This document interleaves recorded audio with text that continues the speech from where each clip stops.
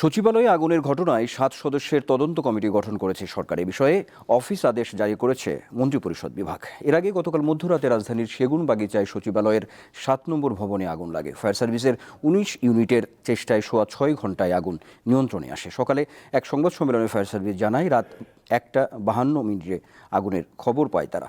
অতি দ্রুত ঘটনাস্থলে পৌঁছান ফায়ার সার্ভিসের কর্মীরা। প্রথমে আগুন নিয়ন্ত্রণের জন্য ৮টি ইউনিট কাজ করলেও পরে ইউনিটের সংখ্যা বাড়ানো হয়। সকাল ৮টার দিকে সচিবালয়ে আগুন নিয়ন্ত্রণে আসে। আগুন নিয়ন্ত্রণের সময় ট্রাক চাপায় ফায়ার সার্ভিসের এক সদস্য নিহত হয়েছেন, আহত হয়েছেন একজন।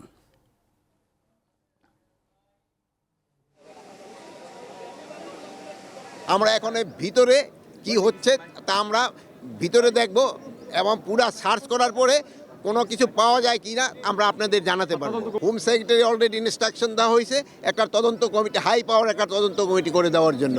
৩ থেকে ৪ টাকা না, আগুনটা ৬ তলায় লাগছে, এগারোটা ৭, ৮ উপরের দিকে গেছে, কিন্তু নিচে আর আসতে পারে না। দর্শক, সচিবালয়ে আছেন সহকর্মী মিজানুর রহমান। সবশেষ খবর জানবো তার কাছ থেকে। মিজান, আপনি তো সকাল থেকেই সচিবালয়ে আছেন। অগ্নিকাণ্ডের ঘটনায় নতুন কি তথ্য আছে আপনার কাছে?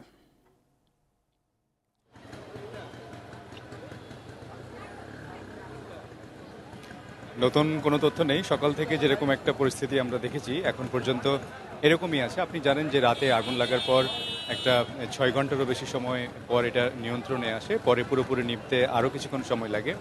এই যে তথ্য, এই তথ্য পরে আমরা দুপুরবেলা দেখেছি মন্ত্রিপরিষদ বিভাগের পক্ষ থেকে তদন্ত কমিটি গঠন করা হয়েছে।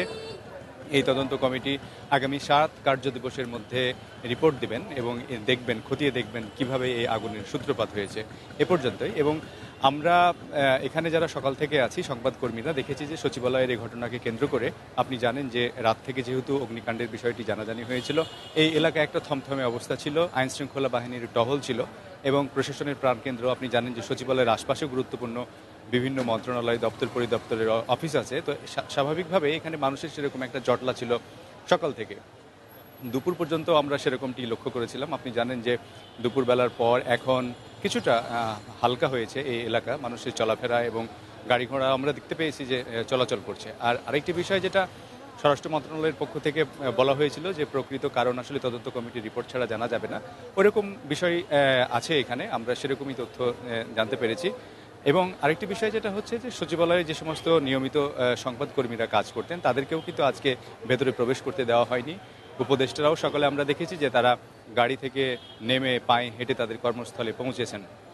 তবে বিভিন্ন সামাজিক যোগাযোগ মাধ্যমে তথ্য এসেছে, পুড়ে যাওয়ার ভেতরকার কিছু ছবি আমরা দেখতে পেয়েছি, ফুটেজ বিভিন্ন মোবাইলে। সেখানে দেখা গেছে যে ক্ষয়ক্ষতির পরিমাণটা নেহাত খুব কম হবে না বলে অনেকে ধারণা করছেন। যদিও এখনও স্বরাষ্ট্র মন্ত্রণালয়, স্থানীয় সরকার মন্ত্রণালয় বা সচিবালয়ের যে ৭ নম্বর ভবন পুড়ে গেছে সেই ভবনের পক্ষ থেকে বলা হয়নি যে কি পরিমাণ ক্ষয়ক্ষতি হয়েছে। যদি কর্তৃপক্ষ জানায় যে আসলে কি পরিমাণ ক্ষয়ক্ষতি হয়েছে, আসলে সেটা তখনই বোঝা যাবে। তবে দুপুরের দিকে আমরা দুর্যোগ ব্যবস্থাপনা উপদেষ্টা বের হয়ে যাওয়ার সময় আমাদেরকে জানিয়েছেন যে তিনি পরিদর্শন করেছেন এবং ক্ষয়ক্ষতির পরিমাণটা তিনি বলছেন যে খুব কম নয়, এরকম একটি বিষয় আমরা জানতে পেরেছি। এখন ৩টা পেরিয়ে গেছে।